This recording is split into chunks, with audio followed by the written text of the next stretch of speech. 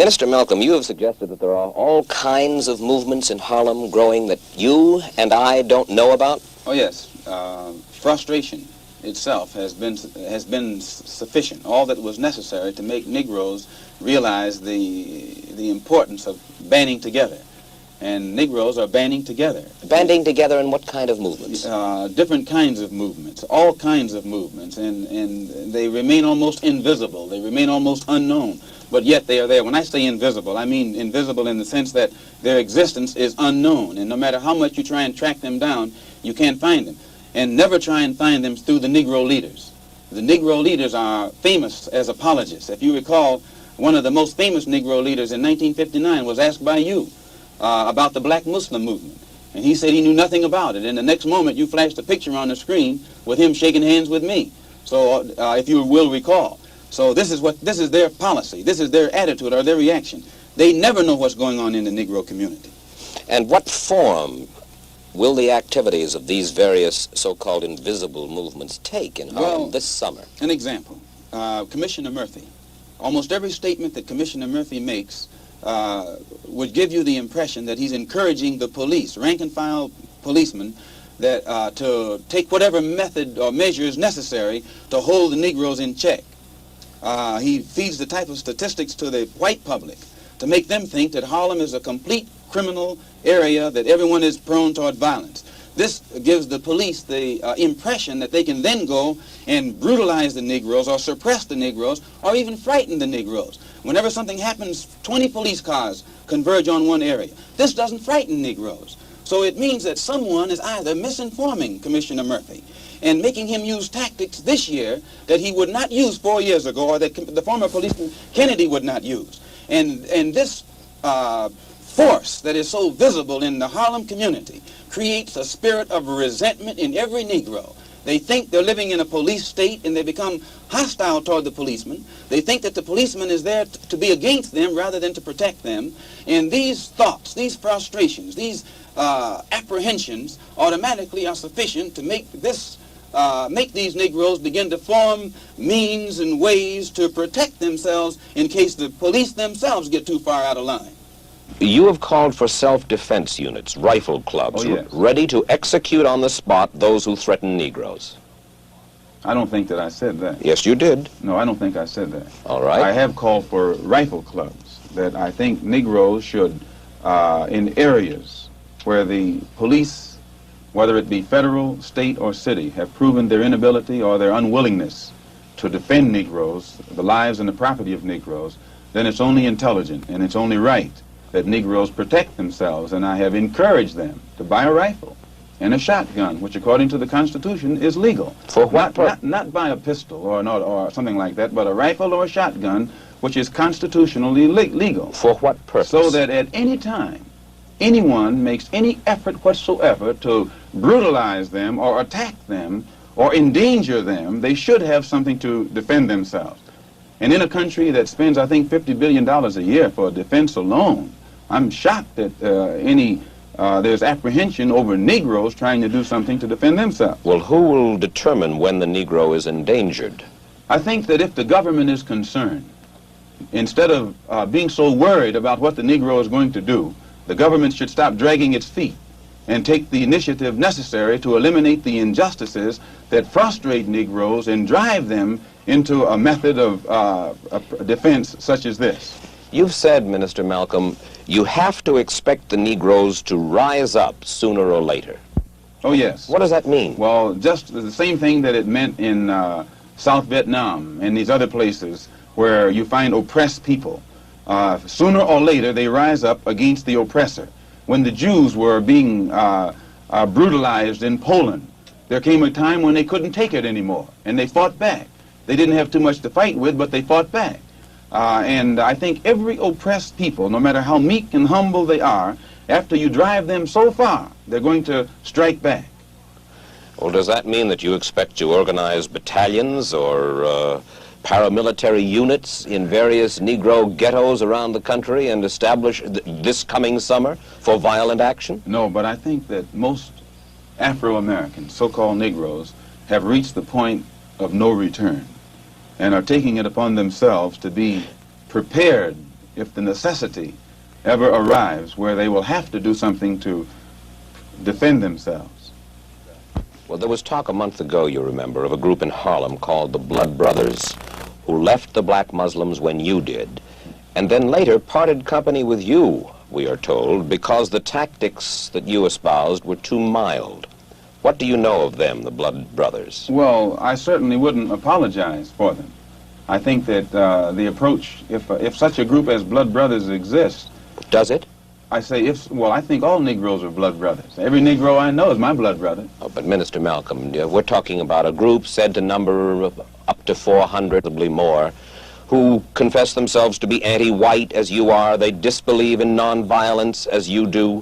One group among them is said to believe in violence, even in murder, almost for violence sake. Another group among them are said to believe in violence only for retribution, to strike back.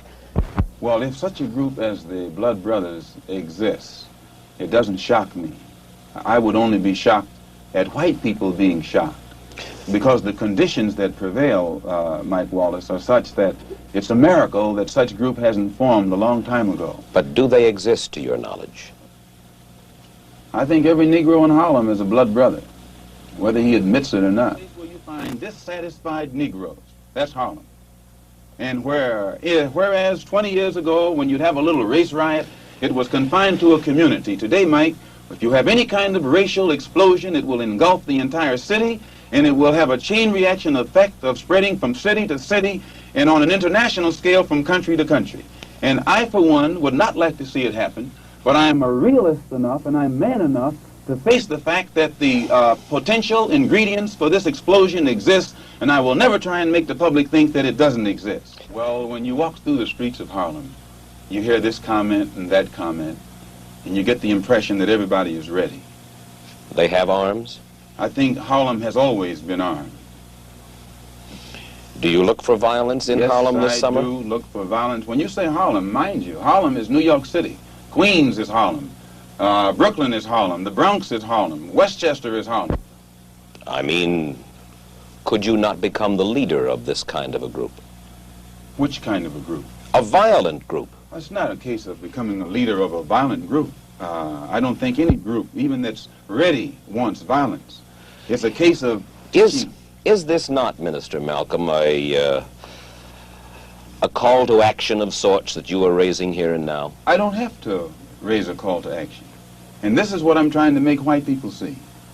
They have lost their ability to be objective where the race problem is concerned, primarily because they know that no real meaningful results have come from the Negro struggle. And in defense of this, they always call it or label it violence. You really believe that any meaningful result is going to come from violence? It's not a case of violence. I think that, see, if you could get away from looking at it as violence, then you would be objective and see that actually all it is a tendency to react to what they are confronting.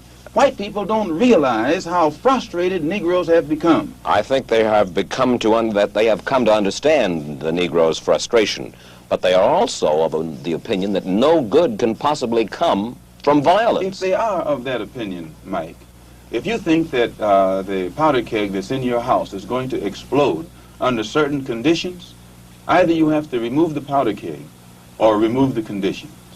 You can't stand there and label the powder keg as an enemy when you have the ability or have it within your power to change the condition, and it won't explode.